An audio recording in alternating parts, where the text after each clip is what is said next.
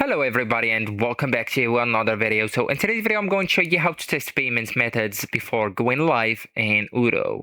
So before accepting real customers, you should always test payment methods like Stripe, PayPal, COD, bank transfer, etc. And that's only to make sure everything works correctly. So actually guys, first you'll need to know that the most payments providers in Odoo support and test sandbox mode.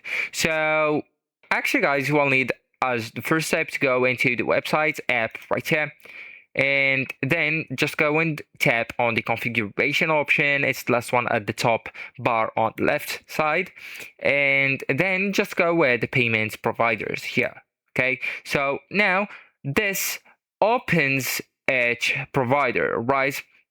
So you can go with that one, or you can just check from here if they are enabled. Okay, so if they are enabled, you will find an information or word that says enabled and published. Okay, so for example, if you want to test the Stripe, you can use the test API case or use test card numbers, okay, like the 60 number, right? And also if you want to test the PayPal, use the sandbox accounts and test buyer and seller accounts.